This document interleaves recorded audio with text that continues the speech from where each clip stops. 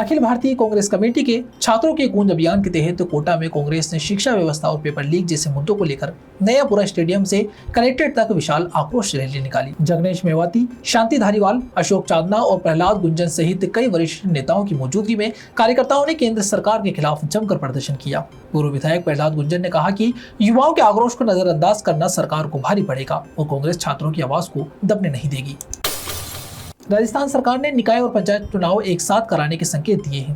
नगरीय विकास मंत्री झावर सिंह खर्रा ने कहा कि सरकार one state one election model पर विचार कर रही है। साथ ही पार्षद चुनाव के लिए 2 संतान नियम हटाने की भी घोषणा की गई है। इस फैसले के बाद प्रदेश की राजनीति में हलचल तेज हो गई।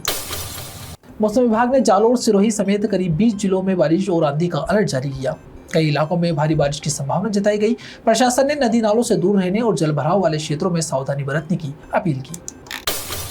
नागौर की प्रसिद्ध नागौरी पान मेथी को भारत सरकार के PPV एंड FRA द्वारा सामुदायिक किस्म के रूप में पंजीकृत कर नई दिल्ली के मुंडवा की महिला किसान प्रतिनिधि को इसका सर्टिफिकेट सौंपा गया। अपनी खास खुशबू और बहु कटाई की विशेषता के लिए जाने जाने वाली यह 70 साल पुरानी फसल जिले के करीब 7000 हेक्टेयर में उगाई जाती है, जिससे किसानों को सालाना लगभग 450 करोड़ रुपए की आय होती है।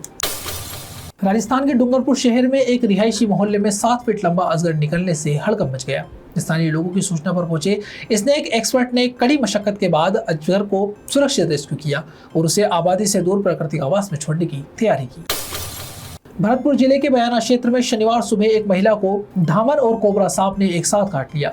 महिला के चिल्लाने पर पहुंचे परिजनों ने कोबरे को मार दिया, जबकि धामन को जीवित पकड़ लिया। इसके बाद परिजन महिला के साथ दोनों सांपों को कट्टे में भरकर सीधे अस्पताल पहुंच गए, जिससे वहां हड़कंप मच गया। डिजिटल अरेस्ट, UPI फ्रॉड और ऑनलाइन निवेश के नाम पर बढ़ रही ठगी को देखते हुए राजस्थान पुलिस ने विशेष अभियान शुरू किया है। साइबर सेल संदिग्ध खातों और मोबाइल नंबरों की निगरानी कर रही है। लोगों से किसी भी अनजान लिंक पर क्लिक न करने और OTP या बैंक डिटेल साझा नहीं करने की अपील की गई। राजस्थान विधानसभा का मानसून सत्र 20 अगस्त से शुरू होगा। सरकार ने इसकी तैयारियां तेज कर दी हैं। वहीं विपक्ष भी कानून व्यवस्था, पेपर लीक, पानी, बिजली, किसानों और बेरोजगारी जैसे मुद्दों पर सरकार को घेरने की रणनीति बना रहा। झालावाड़ हादसे के बाद पूरे राजस्थान में सरकारी स्कूल भवनों का सुरक्षा ऑडिट जारी है। जिला शिक्षा अधिकारी को असुरक्षित भवनों की सूची तत्काल भेजने के निर्देश दिए गए। जहां खतरा पाया जाएगा वहां छात्रों की कक्षाएं वैकल्पिक भवनों में संचालित की जाएगी।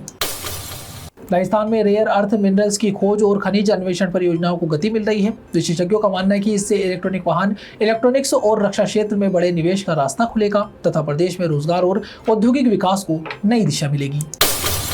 कैंसर बीमारी ही ऐसी है, चिंता तो होगी ना। लेकिन अब अपनी चिंता को बदलो विश्वास में, क्योंकि आदिनाथ कैंसर मेडिसिटी में है रेडियोथेरेपी, कीमोथेरेपी और कैंसर सर्जरी के उपचार के साथ आधुनिक सुविधाएं भी। विजिट करें आदिनाथ कैंसर मेडिसिटी एट चाची आवास, अजमेर।